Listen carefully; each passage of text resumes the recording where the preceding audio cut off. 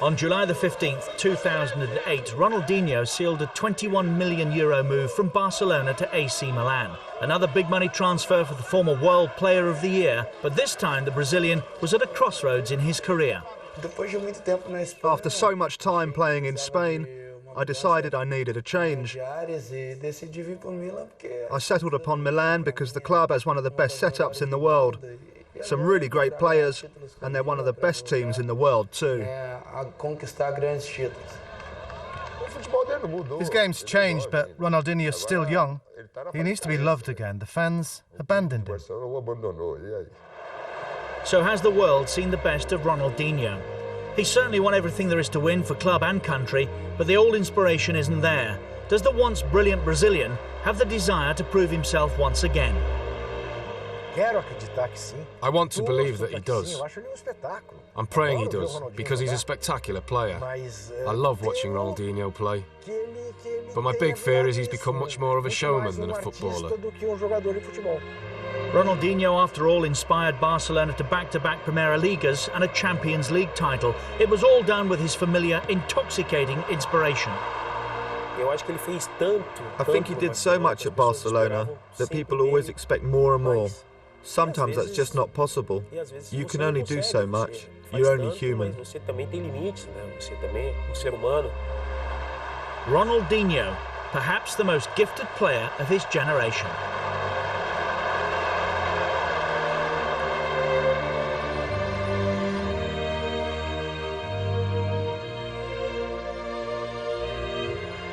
Between 2004 and 2006, Ronaldinho redefined football.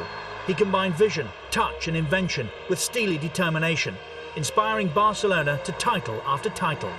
It was a joy to watch him, and he was one of the guys that made the public came to the stadium. It looked like he was always happy and content on the pitch, and the only thing he wanted to do was play his game.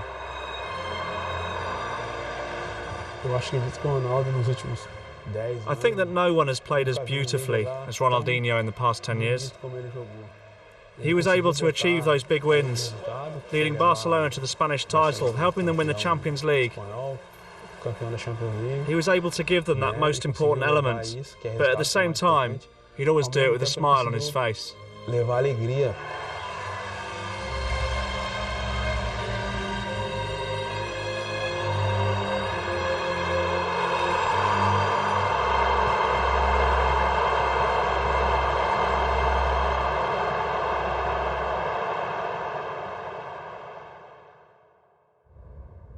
Here in Brazil's southernmost city of Porto Alegre is where Ronaldinho's story begins.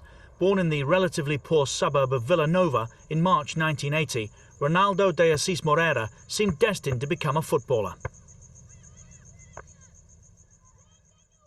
Ever since I was a little boy, I've loved playing football. It's a gift that God gave me, and I'm just happy to make a living out of it. A talent for football ran in the family. His brother Assis starred for the local club Grêmio in the early 90s until his career was cut short by injury. Assis was an important role model to his younger brother. Everyone knew about Assis at Grêmio, and he played for Brazil at every youth age group, so everyone knew about him.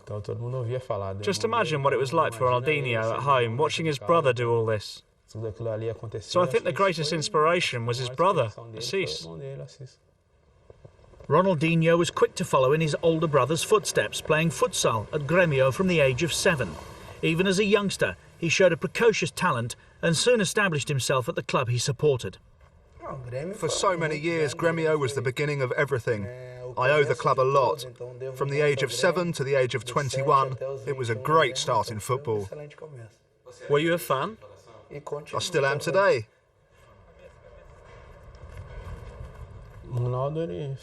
What he does today, he was doing back then at the age of 12 or 13. Everyone at Grêmio and in the south of Brazil knew that Ronaldinho was going to be a great, great player. As well as his brother, the young Ronaldinho had another hero, Rivelino, one of Brazil's stars of the 70s. I'd always watch loads of videos of him, and I'd imagine myself being Rivelino. And then I wanted to be left-footed too, like Rivelino, and then Maradona. And my brother as well. practically all my heroes were left-footed. Rivellino was, and still is, one of my biggest football heroes. For all the tricks and flicks he learned from watching his heroes, Ronaldinho was no stranger to hard work. If he could play after training had finished, then he would. We'd leave and go to Ronaldinho, where I lived, and then play football again. His life has always been about football. Having won the Under-17 World Cup with Brazil in 1997, Ronaldinho returned to Grêmio, ready for first-team action.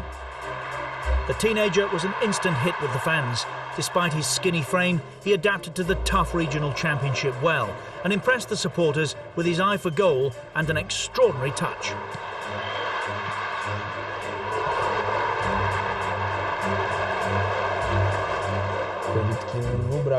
The South Brazilian Regional Championship is the most similar to European football. A lot less fouls are given and it's more aggressive than other championships. And I think that made a big difference to Ronaldinho's career. Like many great players, Ronaldinho produced his best performances in the biggest games. Grêmio's bitter rivals were Internacional, and Ronaldinho always excelled against them, so much so that the nation took notice.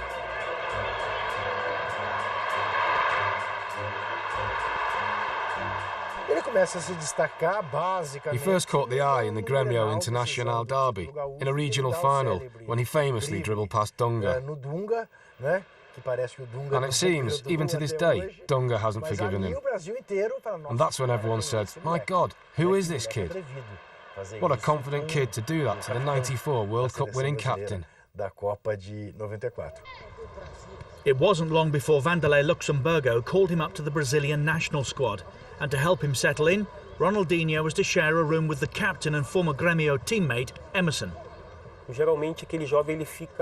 Generally, a young player's a little shy or afraid of speaking to anyone, and I think I helped him feel at home, especially as I was also from the south of Brazil and had played for the same club. He took to international football easily enough though, and he looked every inch a Brazil player when he scored in 1999 against Venezuela in the Copa America.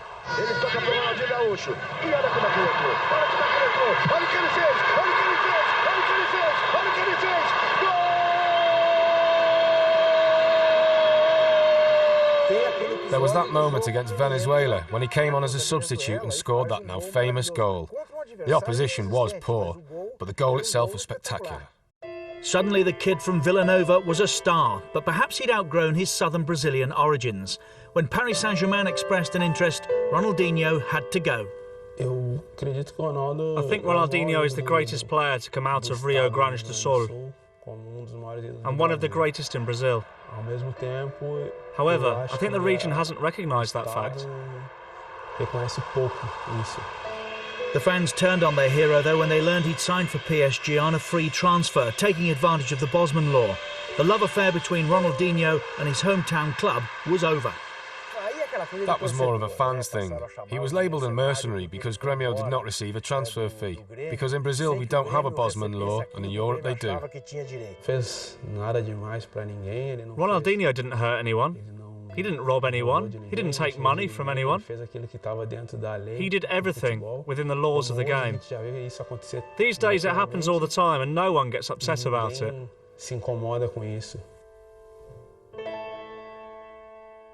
After a few months in exile at Grêmio, Ronaldinho settled in the French capital surprisingly easily. He was still far from the complete player, but he showed flashes of genius that promised much for the future. Still though, there was work to be done.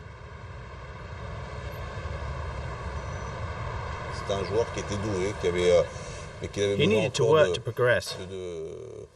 In the first year, he understood this. And in his own mind, he really tried.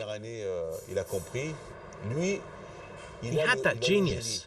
He had an incisive gift on the field. And we, the coaching staff and the fans, were helping him to become even better.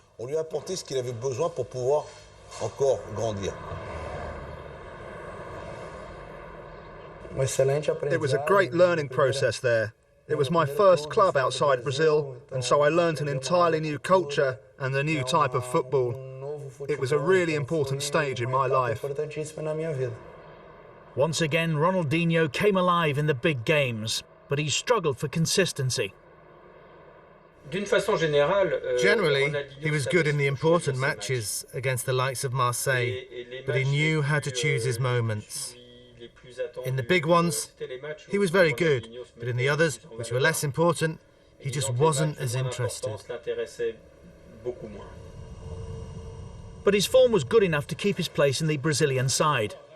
As the 4-time world champions travelled to the 2002 World Cup in Japan and Korea, the pressure wasn't as intense as it might have been.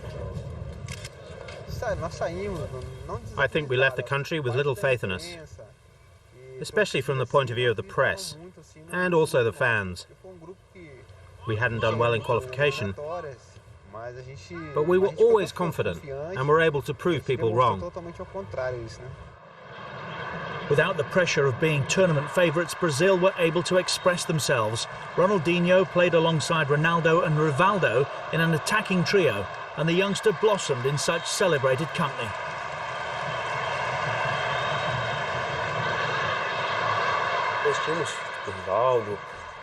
We had players like Rivaldo, Ronaldo and Cafu, and obviously other great players. And I think that helped Ronaldinho, because although it didn't take all the responsibility off his shoulders, he could at least share it with the others. And so I think he played with more freedom. It was the quarter-final against England when Ronaldinho truly left his mark on the competition.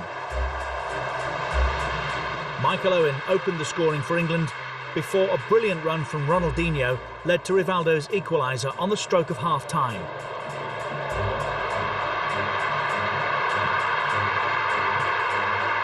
Then 5 minutes into the second half, a stroke of genius from the 22-year-old.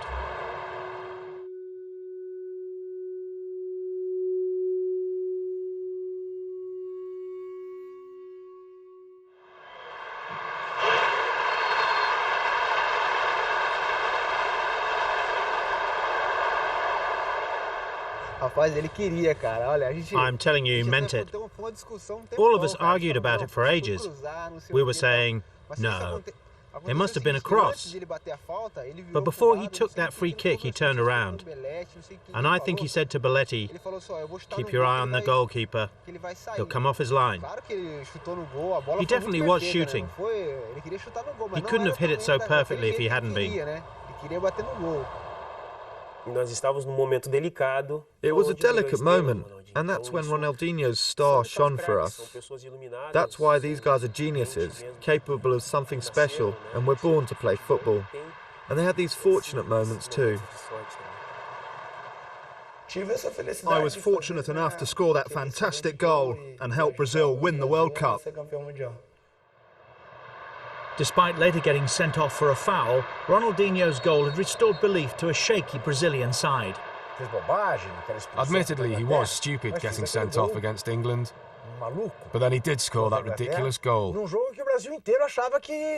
that was in a game where the whole country thought we'd lose, because we thought England were better than Brazil. Brazil never looked back. They overcame Turkey in the semi-finals, which meant they were to face Germany in the final. 2 goals from Ronaldo gave the Brazilians a 2-0 win and a record 5th World Cup. Ronaldinho was voted the tournament's best midfield player. The youngster from Porto Alegre had come a long way. Becoming a World Cup winner was a dream come true. As soon as I started playing football, I'd imagine myself in a Grêmio shirt and then in a Brazil one. And then I'd picture myself winning the World Cup with Brazil, so it really was a dream come true.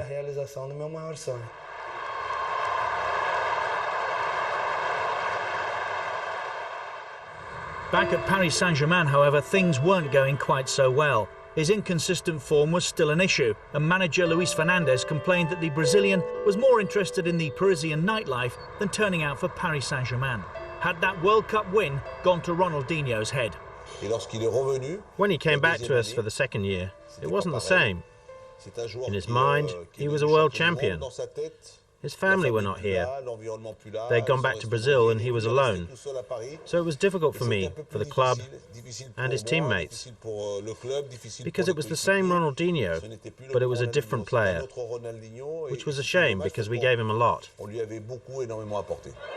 It was time to move on. Europe's top clubs queued up for Ronaldinho's signature in 2003, and eventually he decided that his future lay in Spain with Barcelona.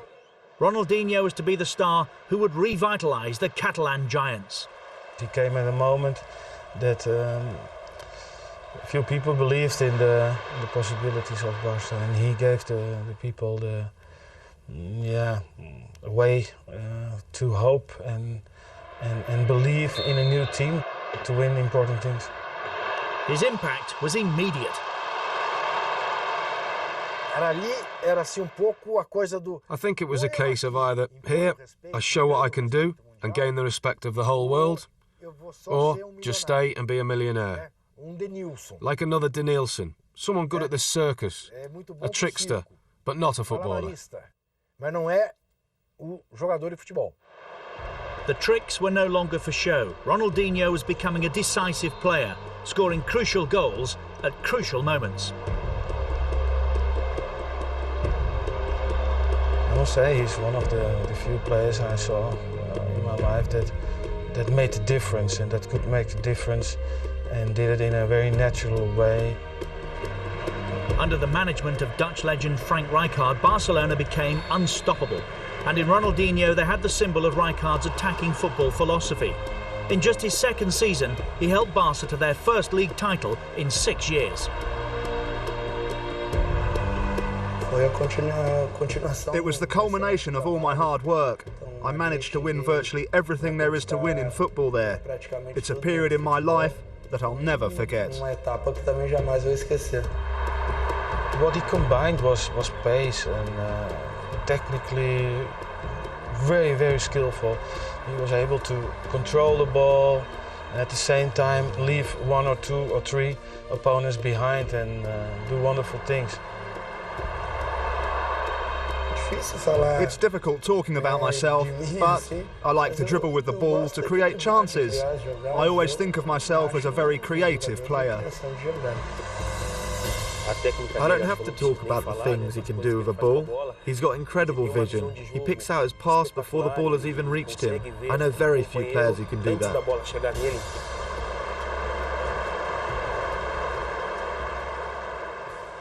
Great player. And if there was one match that encapsulated the genius of Ronaldinho, it came against Real Madrid in November 2005, when he destroyed Barcelona's bitter rivals at their own ground. A month later, naturally, it was Ronaldinho who won Europe's most prestigious individual award. It was a unanimous Ballon d'Or in 2005, and he could well have won another one, but I just don't think he had the discipline. World Player of the Year in 2004 and 5, he then helped Barcelona to a second successive title in 2006. It seemed Ronaldinho had the Midas touch. All the titles were great. The Primera Liga, the Cup, everything I won with Barcelona was significant to me. There was one trophy that Ronaldinho and Barcelona still craved, the Champions League. But 2005-06 was to change all that as the Brazilian inspired his team to play some of the best football Europe has ever seen. I think that was a great period in football. He revolutionised the game. Because since then, more and more technical players have been emerging. And we have so many great players today, dribbling and playing in an artistic way. Barcelona faced Arsenal in the 2006 Champions League final. Despite going a goal down early on, they came back to win 2-1 and seal a memorable year with a memorable triumph. Ronaldinho in particular was the hero of Catalonia. He was treated like a king in Barcelona for 2 years. And that's everything an artist could wish for. It's like getting on stage and the whole audience is focused on you, singing your songs without even opening your mouth. Every song. That's the best feeling. But Ronaldinho struggled to replicate his club form for his country. The 2006 World Cup should have been Ronaldinho's chance to shine. But while he was the undisputed king at Barcelona, with Brazil, he had to settle for a supporting role amongst a lineup of stars. It's different playing in the national team. You have to share the attention with the other players, as it's all the stars playing together. It's much easier being the only star, but when you get together with all the others, you have to have more than just football.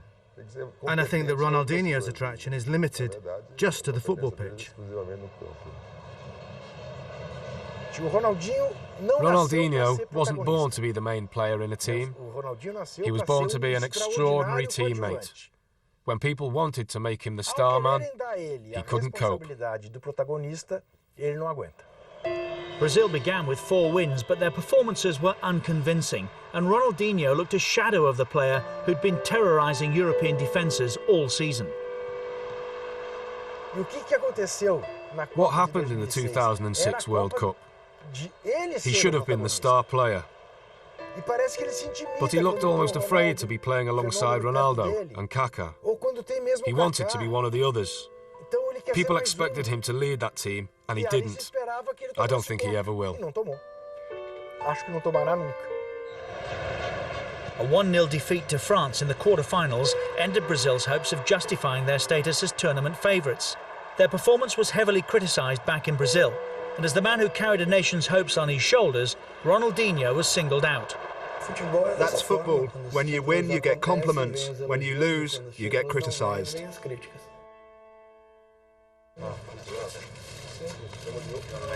Back at Barcelona, Ronaldinho, the superstar footballer, suddenly appeared far less invincible, more human.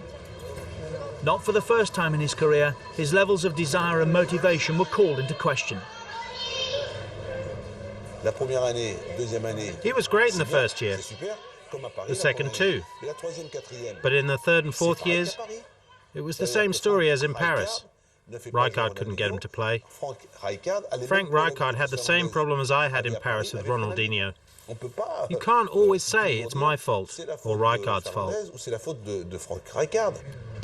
Overall, I didn't have too many problems with Ronaldinho because he was a great guy, worked really well, and had a good relationship with his teammates. Only the last seasons, it was getting downwards, and yeah, he performed less.